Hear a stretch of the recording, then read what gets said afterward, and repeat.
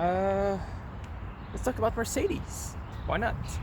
Mercedes and Ferraris. Both teams are going back on track next week. They announced that they would run a driver shakedown at Silverstone to get back into the rhythm of Formula One. Of course, they won't run their 2020 car because they don't have the right to. But Mercedes will run their 2018 car with Valtteri and Lewis alternating one day each to just get back into it, getting a sense of those downforce again, getting used to the feel of Formula One. We don't know about other teams what they're gonna do. Obviously, we talked about Williams with their financial situation. It's probably not all the teams that have the money to go practice like that. So we'll see, but it sure gives Mercedes and Ferraris an edge over the others, and that just goes to show that when you have the money, you can do a lot of things. So that's that for Mercedes. No, actually, Toto Wolff this week said that Vettel is indeed a possibility for Mercedes for next year, but he's like almost a last resort. They're gonna look inside the Mercedes team and driver program before going to Sebastian. So the Toto Wolff said that Sebastian was in their plans just because, you know, it's good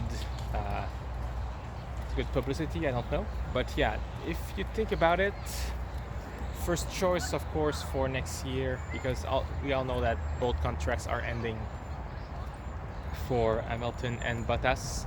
The first choices are obviously Hamilton and Bottas. But when you think about it, they have other options too. Esteban Ocon, even though he's locked with Renault for the next 2 years, 2020 and 2021, I personally have the feeling that there is something in his contract that would allow him to move to Mercedes under certain conditions, and especially since he's managed by Mercedes as a driver. So maybe Esteban Ocon, and let's not forget about George Russell's currently at Williams. He's young, he's got talent, or so they say, but still has to prove it. It's only his second year in Formula One. There's a lot to prove. Last year his car was surely not the best. His teammates was not the best comparison either with Robert Kubica. But we'll see this year with Nicolas Latifi. He should prove to be a bit more of a challenge, even though if it's rookie year. But now, two young drivers at Williams, it's only a good thing. We're gonna have a good comparison with both of them.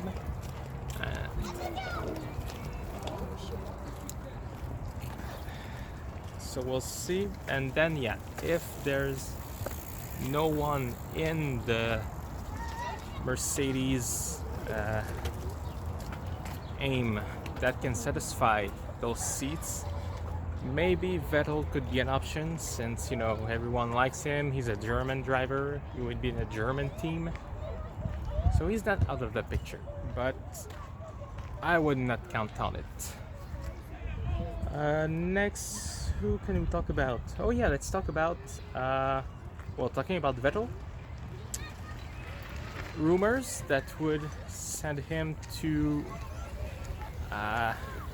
Racing Point / Aston Martin. obviously, another weird rumors, nothing confirmed. Talking to the team principal, he did say that, well, even though the driver lineup is not locked yet for 2020, that you know, the driver lineup is probably the least of their concerns at the moment. But this brings the questions: is Lance Stroll in danger? Because like I said, Racing Point will become Aston Martin Racing next year. So obviously they are looking at a big marketing campaign, big marketing strike. Hiring Vettel obviously would be a really big shot. And if we think about Stroll and Perez, the two drivers for Racing Point, well, it's already been said that Perez is like on a long-term deals with the team, and Lance Stroll, even though his father owns the team, meaning that he's pretty much assured of a seat with let's go that way. Pretty much assured of a seat with Racing Point. He will need to perform better than he is now. It's no mystery. Stroll is still fairly bad in qualification. I think it was something like 18-3 to Perez last year, or somewhere in this ballpark. And yes, I think we can agree, he can have good races. He can stay out of trouble. But, you know, it's only opportunities that the driver will take if he can. Otherwise, he's not that much of a great driver at the moment. People argue that he has some really good starts, like gaining 3, 4, 5 positions sometimes. But if you look at it more closely, you can argue that those places he wins at the start would be places that he should get in quali. So how much is he really gaining? We'll have to see. Like, if he can do the perfect quali lap, then yeah, maybe we'll see what he's worth. But so far, I don't think he has proven himself with 3 years in Formula One. Like even at Williams with Sirotkin, towards the middle of the season, it was kind of 50-50 with him. Last year, again, like I said, with Perez, he was completely beaten. And even though, yeah, Lance Stroll, his father, owns part of the team, or we should say owns the team, Formula One is still a business. Like, you want to make money, and you need to make money. So if Stroll cannot deliver the goods, he won't stay in Formula One. His credibility is probably already taking a toll as we speak. And if this year he cannot beat Perez, he will, in my opinion, lose all his credibility. So that's it for we're gonna say Force India for Aston Martin Racing Point. Oh well, I was wrong earlier. I said that no other teams had ways to get back in shape and get ready for races in Austria. Well, Lando Norris is gonna ride some Formula 3 within the next few days during a practice session to get back in shape and get back into it. So he's also gonna get back some feel for Formula 1 and get a little bit of an edge maybe over his teammates leaving for Ferrari, Carlos Sainz. So we'll see again. What else do we have? I think we're about done here. Volumes, yeah.